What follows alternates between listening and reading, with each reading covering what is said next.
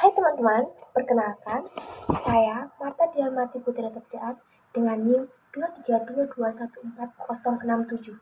Di video kali ini, saya akan memenuhi tugas mata kuliah Aplikasi Teknologi Informasi dan Digital, yaitu tentang pengolahan SPSS, di mana data yang akan saya olah adalah data yang didapat dari jawaban pengisian Google Form yang saya buat di tugas sebelumnya. Di sini, nanti saya akan melakukan 4 uji SPSS, yaitu uji binomial, uji Q-kuadrat sampel tunggal, dan uji Spearman rank, dan juga uji Kendall-Towne.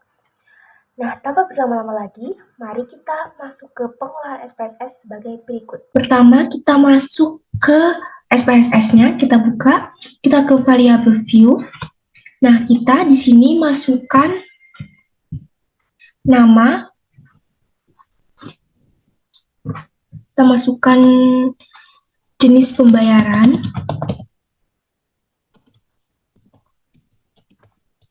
dan terus desimalnya kita nolkan. Labelnya juga kita tulis yang sama, yaitu jenis pembayaran. Nah, terus di sini value kita isi yang tertera di layar, seperti soal yang tertera di layar, yaitu nomor 1, yaitu e-wallet.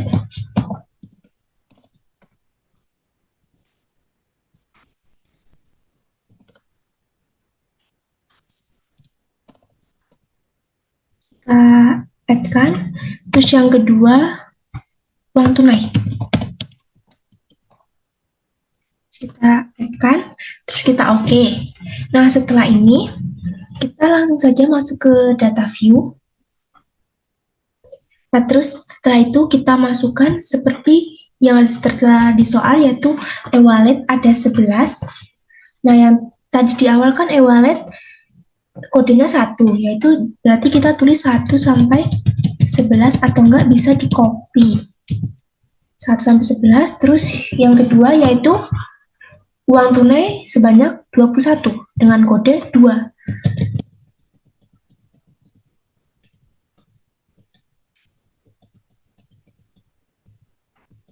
Jumlahnya yaitu 32. Nah, setelah itu kita masuk ke analisis, terus kita masuk ke non-parametric test, legendary dialog, dan kita ke binomial. Nah, setelah itu kita pindahkan samping. Nah, setelah itu kita oke. Nah, hasil output ini akan kita interpretasikan dengan interpretasi yaitu uji binomial memaparkan bahwa kategori jenis pembayaran yang diminati yaitu e-wallet dan uang tunai. Jumlah masing-masing adalah e-wallet 11 dan uang tunai 21. Nilai proporsi uji yaitu 0,50. Proporsi pengamatan untuk kategori e-wallet 0,34 dan kategori uang tunai 0,66. Hasil nilai peluang eksak binomial dua arah atau p-value adalah 0,110, di mana lebih besar dari 0,05. Maka keputusannya yaitu HO diterima, HA ditolak. Kesimpulannya, jumlah frekuensi mahasiswa atau generasi muda yang menggunakan alat pembayaran e-wallet dan uang tunai adalah sama.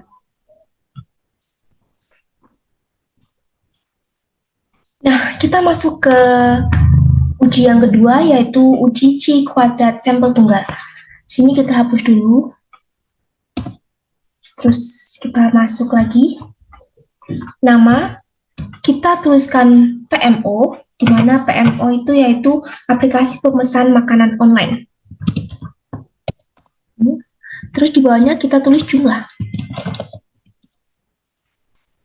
Desimalnya kita nolkan semua.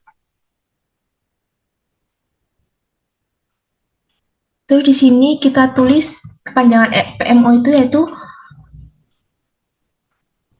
pemesanan makanan online. Nah, setelah itu kita tidak usah ngisi value-nya. Tetapi yang di PMO ini kita isi value yang kode 1, yaitu GoFood.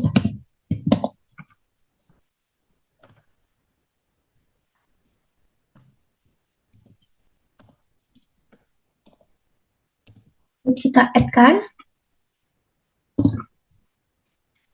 Yang kedua, yaitu GrabFood.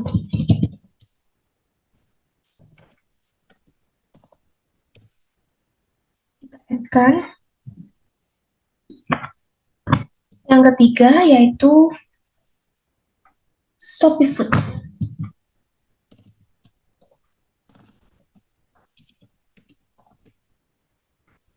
Add-kan. Dan di sini kita oke-kan. Nah, setelah itu di sini kita ganti dengan nominal. Di sini kita ganti dengan scale. Nah, setelah itu kita masuk ke data view. Kita masukkan angka yang tertera pada soal. Di mana tadi GoFood kita kodekan nomor 1, 2, dan 3. Yang satu yaitu GoFood sebanyak 11. GrabFood 4. Dan ShopeeFood 17. Nah, ini bisa kita cek ke view dan label value. Nah, akan seperti ini. Kalau misalnya teman-teman ada yang mau ngecek seperti itu. Nah, setelah itu kita masuk ke data. Kita ke web chest. Nah, di sini kita masukkan yang jumlah terlebih dahulu. Setelah itu kita oke-kan. Dan setelah itu kita masuk lagi dan kita ke analisis, non-parametric test, legendary dialog, dan chi-square. Nah, di sini kita masukkan yang pemesanan. Setelah itu, baru kita oke-kan.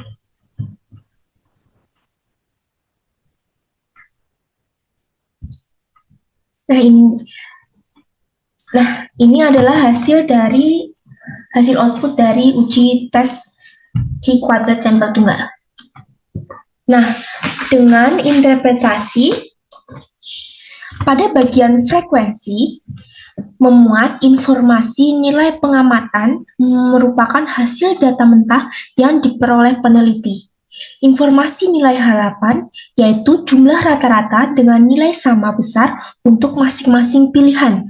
Sisanya untuk masing-masing aplikasi PMO yang diminati konsumen.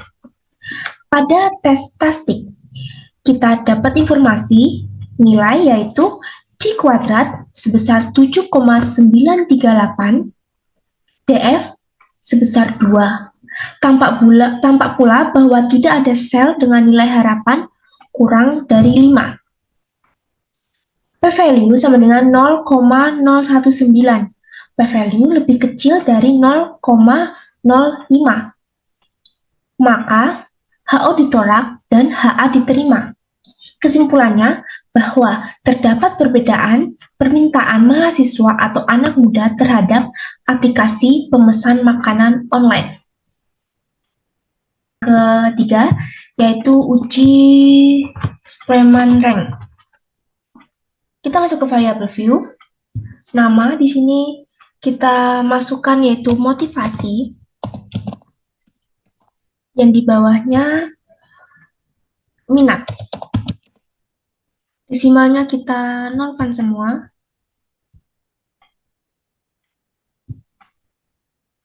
Terus di sini kita masukkan motivasi berorganisasi. Bawah juga minat berorganisasi.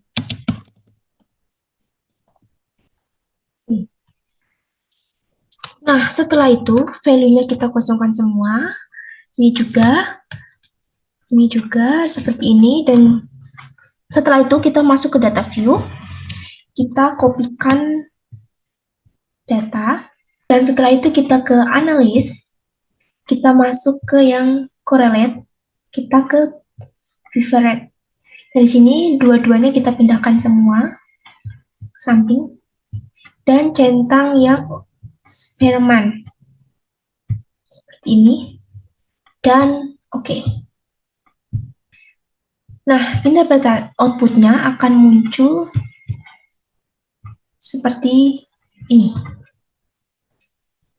Dengan interpretasi, nilai koefisien kolerasi berada pada level 0,061 dan positif.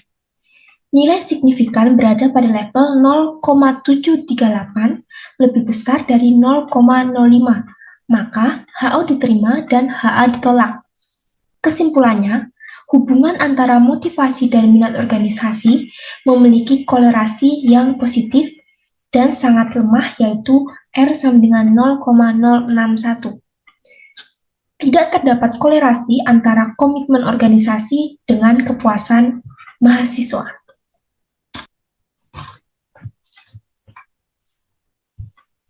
Kita masuk ke ujian terakhir.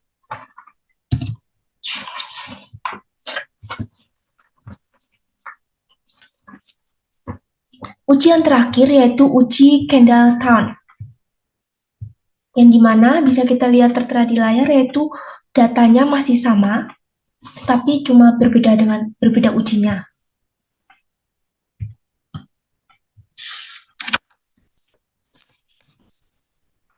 Masih sama yaitu motivasi. Yang kedua yaitu minat. Desimalnya kita nolkan semua. Labelnya nggak usah ditulis, value-nya nggak usah ditulis. Dan kita masuk ke data view. Kita masukkan data seperti di soal. Seperti ini. Setelah itu kita klik Analyst, kita ke Correlate. Sama seperti tadi, kita ke Preferred. Kita masukkan semuanya, kita pindah. Di sini kita centang yang Kendall-Towne. Dan juga kita centang yang One Thailand. Seperti ini, dan kita okekan. Nah, ini adalah hasil output dari uji Kendall-Towne dengan interpretasi jumlah responden sebanyak 32, nilai koefisien kolerasi berada pada level 0,048 dan positif. Nilai signifikan berada pada level 0,358 lebih besar dari 0,05. Maka HO diterima dan HA ditolak. Kesimpulannya, motivasi dan minat berorganisasi memiliki korelasi yang positif dan sangat lemah yaitu 0,048. Tidak terdapat kolerasi antara motivasi dan minat berorganisasi. Dan tidak terdapat kolerasi yang positif dan signifikan antara motivasi dan minat berorganisasi. Demikian pengolahan SPSS dengan 4 uji. Semoga bermanfaat dan terima kasih semua.